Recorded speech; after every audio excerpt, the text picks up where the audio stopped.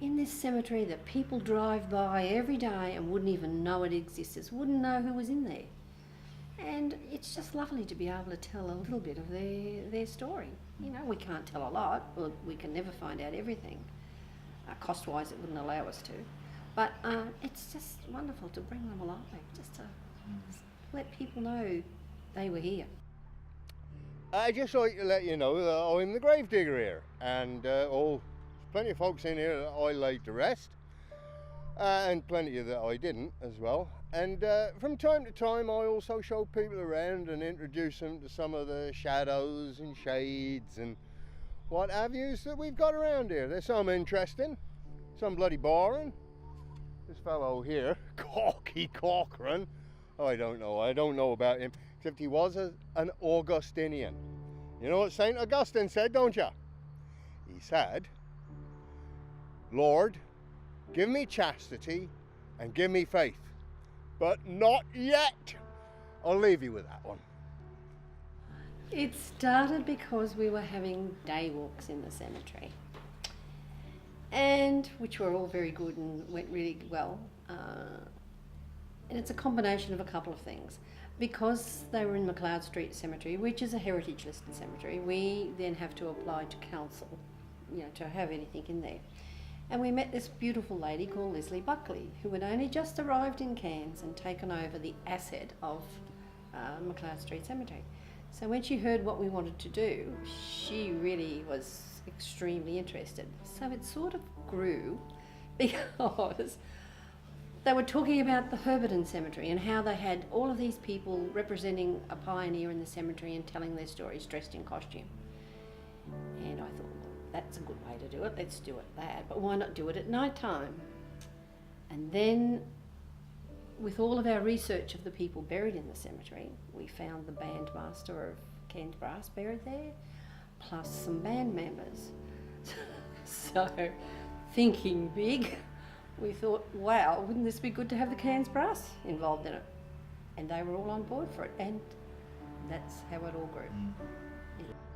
Hello, my name is Anna, and I was born in 1868. Life was very harsh and hot around these parts, and I caught malaria at the turn of the last century. So I was brought by horse and cart down to the Cairns Hospital. It's here that I passed away, and now I lie here in the Pioneer Cemetery with God watching over me. Basically what we're trying to do is preserve the stories. No, first tell the stories, preserve the stories, and make sure they're not forgotten, as I'm sure we don't want to be forgotten, meaning not just Dell and I, but you know, what our generation, what we're doing. We don't want to be forgotten. We've experienced a lot of things. So we're the voices. I'm Isabel Tyrell, and my father is a scandalous publican, and my mother is a gambler. You'd think that'd make me a ragamuffin, and to be entirely truthful, I probably was. This year, I don't know about other years because I didn't look at the figures, but this year, within the first day of those tickets being released, 160 were sold. The one thing that sets this play very differently apart from many other productions is that our actors have to build their character from scratch. We give them, and the Family History Society give them the details of that person, but through their research is how they build that character and bring that character to present to the audience.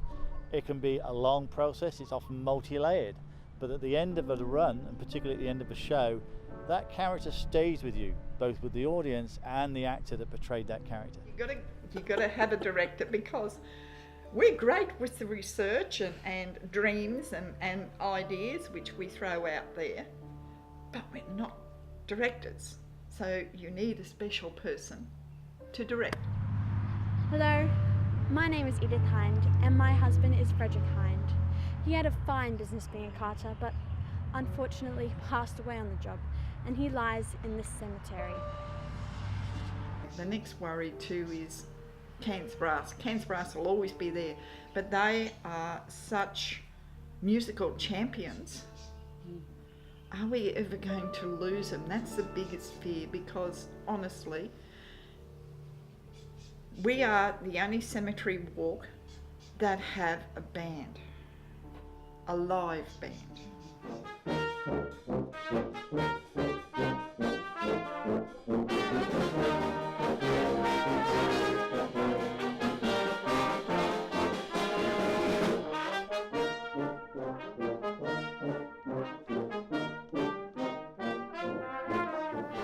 We have had people who've been on walks overseas, in Australia, but no one has a live band. We do. We do. What we're trying to do with our actors that bring the characters per se to life is to try and bring to the audience what that person was like. The character of that person, the history of that person, their trials and their triumphs. We help. I don't know how much of a hindrance we are, but we sort of help. But when the call for the actors come, we do have an input and say, well, we don't really think he would suit that or she would suit that. Oh, I can see her doing such and such, because we know the residents so well in there. We talk to them quite often. You can sort of see. We do. When they answer us back, that's when we'll be in trouble. But that's basically it. My name is Branch Myers. I got a terrible headache that I never recovered from. That's why I'm here. My friends are here too. We're all in unmarked graves. You know, it's interesting. We've had people who, I tried to get into the show and I couldn't, so I decided I'm come and be an actor and be in it. Not that they get to see much of the show while they're an actor in it, but there is that real interest also of, oh, I want to do this, oh, I love doing this, love telling stories, yeah. One of the things that the actor in portraying the character strives to do is to make that connection with the audience, to hold the audience in that brief moment of 5 or 6 minutes when they're portraying a character, to suspend belief that the audience are actually looking at a real person who was stood in front of them, is alive, living and breathing. We get people during the year, when are you doing it again? When's the tickets going on sale? Not yet, just wait, we'll let you know when the tickets are on sale. So the interest is there to hear more about the town.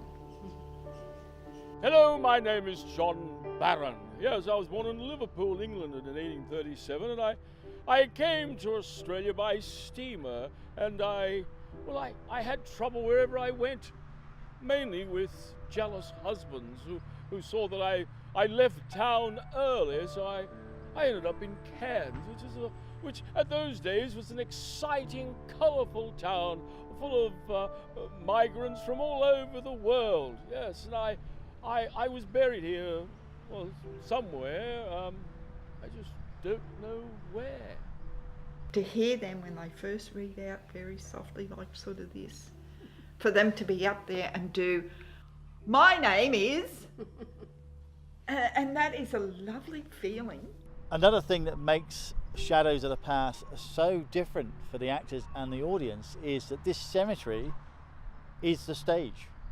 A large open area stage with no curtains, no lights, no sound. It is totally reliant upon the actor and their building of the character and their presentation of the character to the audience to make the audience feel that they know that person that's in this cemetery, that's laid to rest here.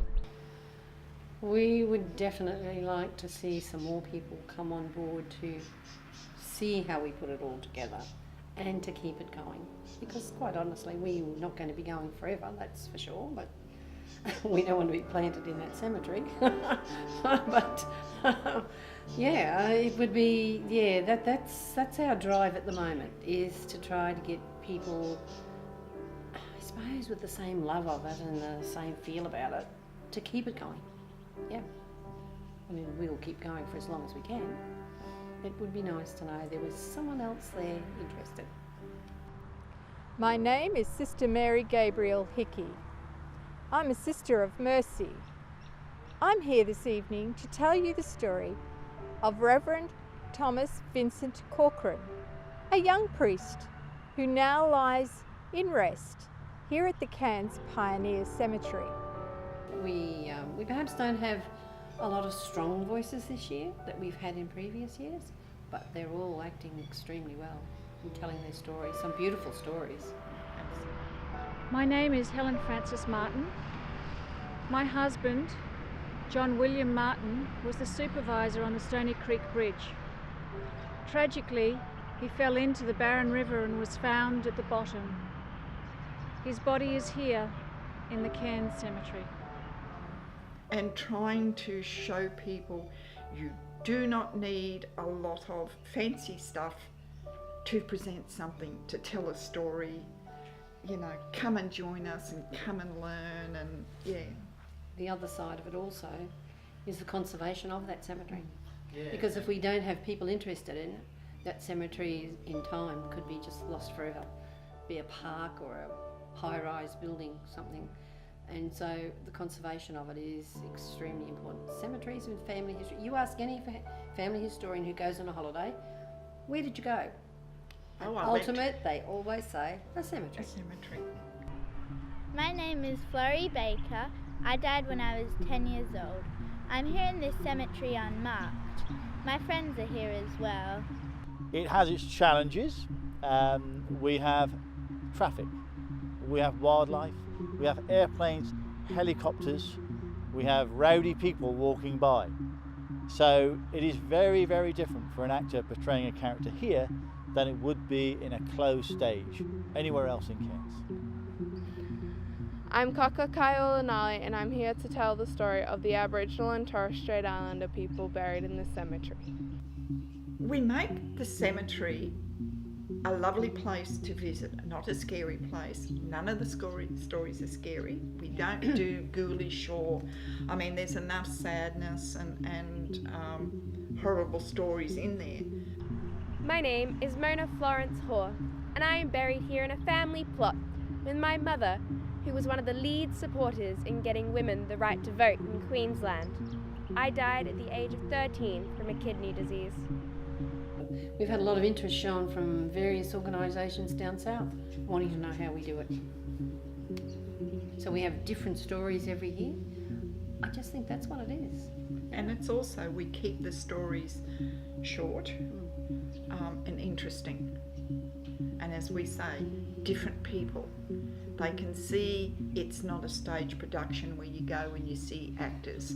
They understand, they're just people telling the story, and it just feels like they're part of the crowd, but they're not really part of the crowd. My name is Annie Simpson.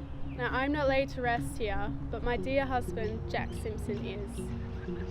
Jack died on the 30th of March 1907, and I'm here to tell his story. I enjoy it each year. I look forward to it each year. As you know, when we finish this one, we'll start on next year. We've already started. Yes, we do have a small list. I'm Michael Boland. I'm buried here with my friends. Thanks for listening to our stories. I'll see you next year.